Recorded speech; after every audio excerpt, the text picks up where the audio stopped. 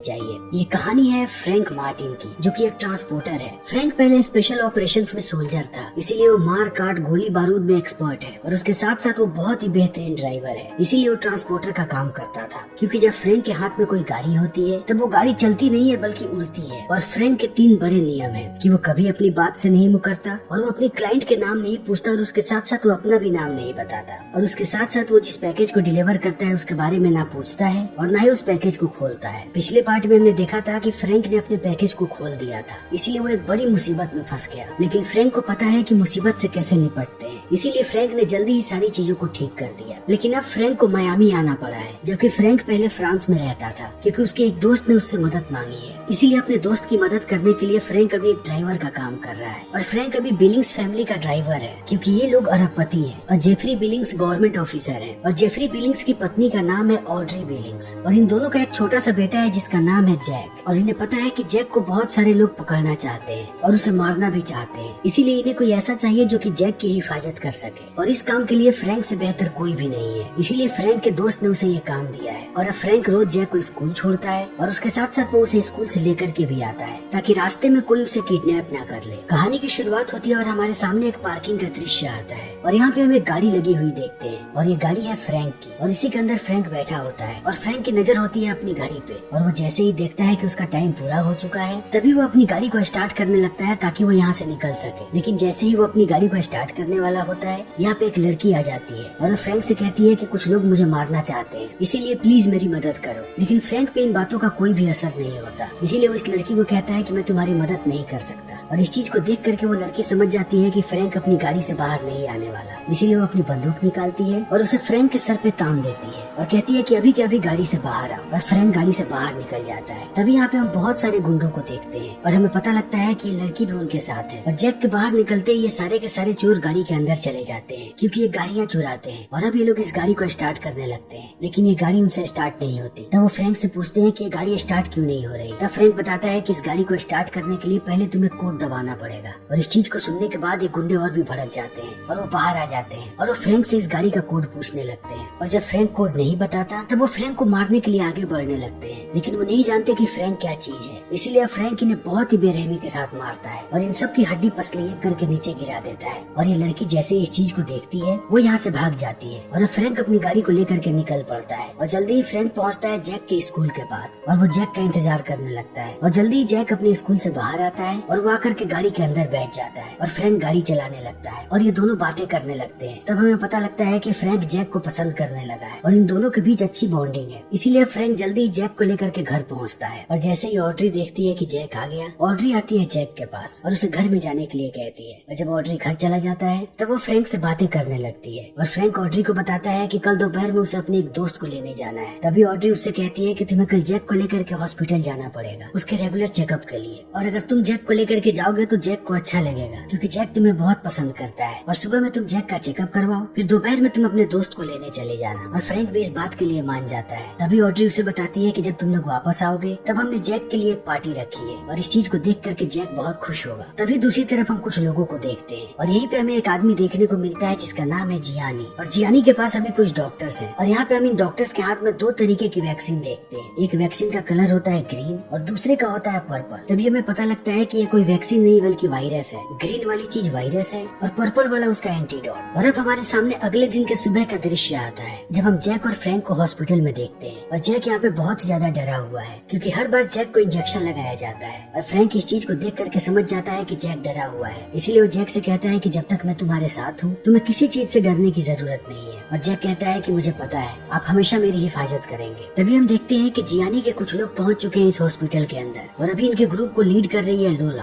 और लोला के साथ है दमित्री। और हॉस्पिटल के अंदर घुसते ही ये लोग डॉक्टर्स और नर्स को मार देते हैं और लोला खुद यहाँ की नर्स बन जाती है। तभी यहाँ पे फ्रैंक पहुँचता है जैक के साथ और वो लोला को जैक के डॉक्टर का नाम बताता है। तब लोला कहती है कि आज वो डॉक्टर नहीं है, लेकिन उनकी जगह हम दूसरे डॉक्टर से जैक को दिखा सकते हैं। और इतना कहने के बाद लोला इन्हें लेकर के जाने लगती है दूसरे डॉक्टर के पास। तभी हम दमित्री को देखते हैं जिसने डॉक्टर्स के कपड़े पहन लिए हैं और वो अपने आप को डॉक्टर बता रहा है। इसीलिए फ्रैंक भी उस पर विश्वास कर लेता है और वो जैक को उसके साथ भेज देता है। तभी फ्रैंक का फोन बजता है और फ्रैंक जैसे ही फोन उठाता है हमें पता लगता है कि फ्रैंक का दोस्त यहाँ पे आ चुका है और फ्रैंक के दोस्त का नाम है इंस्पेक्टर तारकोनी, जिसे हमने पहले पार्ट में देखा था। और अब तारकोनी फ्रैंक से कहता है कि वो यहाँ पे पहुँच चुका है। तब फ्रैंक उसे कहता है कि मैं थोड़ा बिजी हूँ, इसीलिए तुम कैब लेकर के घर आ जाओ। और फ्रैंक की ये बातें चली रही होती है। तभी फ्रैंक की नजर पड़ती है दरवाजे पे और वो देखता है कि दरवाजे के नीचे से खून बाहर आ रहा है। और इस चीज को देखने के बाद फ्रैंक समझ जाता है कि जरूर यहाँ पे कुछ गड़बड़ है, क्योंकि उसे पहले से ही शक हो रहा था। इसीलिए फ्रैंक का फोन काटता है और पहुँचता है जैक के पास और दमित्री को कहता है कि मैं जैक के डॉक्टर के लिए इंतजार करूंगा, इसीलिए आप लोग जैक को बाहर आने दें। तब दमित्री कहता है कि जैक का डॉक्टर यहाँ पे 1 सप्ताह के बाद आएगा, तब तक कुछ भी हो सकता है। तब फ्रैंक कहता है कि मैं 1 सप्ताह इंतजार कर सकता हूँ और उससे जैक को कुछ भी नहीं होगा। तभी दमित्री कहता है कि इंजेक्शन बिल्कुल तैयार है और फ्रैंक समझ जाता है कि ये आदमी नहीं मानेगा और दमित्री भी समझ जाता है कि फ्रैंक को शक हो चुका है। इसीलिए अब दमित्री भागता है जैक की तरफ ताकि वो उसे इंजेक्शन लगा दे। तभी फ्रैंक दमित्री पे हमला कर देता है और वो दमित्री और उसके साथी से लड़ने लगता है और जैक को कहता है कि जाओ और जा करके बाहर कहीं छुप जाओ। और जैक यहाँ से भाग जाता है और अब यहाँ पे इनके बीच बहुत ही घमासान लड़ाई होने लगती है। लेकिन फ्रैंक जल्दी ही इन दोनों को ठिकाने लगा देता है और वो जैसे ही यहाँ से बाहर निकलता है तभी लोला उस पर गोलियां चलाने लगती है और लोला यहाँ पे बहुत ज्यादा गोलियां चलाती है। और इस चीज को देख करके फ्रैंक समझ जाता है कि यहाँ से निकलना इतना आसान नहीं होगा। इसीलिए फ्रैंक अपना दिमाग लगाता है और वो हाइड्रोजन गैस का सिलेंडर बाहर फेंकता है और इससे यहाँ पे एक बहुत बड़ा ब्लास्ट होता है और इस ब्लास्ट के कारण लोला साइड हो जाती है। तब फ्रैंक एक बार फिर से जैक को लेकर के यहाँ से जाने लगता है। तभी लोला अपने आदमी को कॉल करके कहती है कि वो आदमी यहाँ से बाहर निकल रहा है और इस बात को सुनते ही वो आदमी फ्रैंक के गाड़ी के नीचे बॉम्ब लगा देता है। तभी फ्रैंक आता है और वो जैक को बैठा करके गाड़ी लेकर के यहाँ से निकल जाता है। लेकिन फ्रैंक जैसे ही घर के अंदर दाखिल होता है उसे जियानी का कॉल आता है और जियानी उसे कहता है कि तुम्हारे गाड़ी के नीचे एक बॉम्ब लगा है और अगर तुमने मेरी बात नहीं मानी तो मैं अभी के अभी उस बॉम्ब को ब्लास्ट कर दूंगा, इसीलिए भलाई इसी में है कि तुम यहीं पे इंतजार करो। और जियानी के इतना कहते ही यहाँ पे लोला आ जाती है। तब जियानी कहता है कि दरवाजा खोलो और उस लड़की को अंदर बैठाओ और फ्रैंक दरवाजा खोल देता है और लोला अंदर बैठ जाती है। तभी इन सारी चीजों को ऑड्री देख लेती है और अब लोला फ्रैंक को कहती है कि गाड़ी पीछे ले लो और फ्रैंक गाड़ी को पीछे करने लगता है। तभी यहाँ पे बहुत सारे पुलिस वाले आ जाते हैं और पुलिस वालों को देखने के बाद ऑड्री उन पे गोली चलाने लगती है और फ्रैंक को कहती है कि तुम बस गाड़ी चलाते रहो और इनसे पीछा छुड़ाओ। इसीलिए फ्रैंक गाड़ी चलाने लगता है और पुलिस वाले इनका पीछा करने लगते हैं और देखते ही देखते पूरे शहर की पुलिस इनके पीछे लग जाती है। पुलिस वाले बार बार फ्रैंक के गाड़ी के पास आते हैं लेकिन वो फ्रैंक को नहीं पकड़ पाते क्योंकि फ्रैंक गाड़ी चलाने में माहिर है और फ्रैंक को पकड़ पाना इतना आसान नहीं है। इसीलिए अब पुलिस वाले और फ्रैंक के बीच यहाँ पे चूहे बिल्ली का खेल शुरू हो जाता है और फ्रैंक जल्दी ही पूरे शहर की पुलिस को चकमा दे देता है और उस जगह पे पहुँचता है जहाँ पे उसे लोला ले जाना चाहती है। और यहीं पे अब फ्रैंक की मुलाकात होती है जियानी से और जियानी के आदमी जैक को यहाँ से लेकर के जाने लगते हैं। तभी हम मिस्टर बिलिंग्स को देखते हैं जिसने पूरे शहर के पुलिस को बुला रखा है। तभी जियानी कॉल करता है मिस्टर बिलिंग्स को और कहता है कि मुझे 2 घंटे के अंदर $5 मिलियन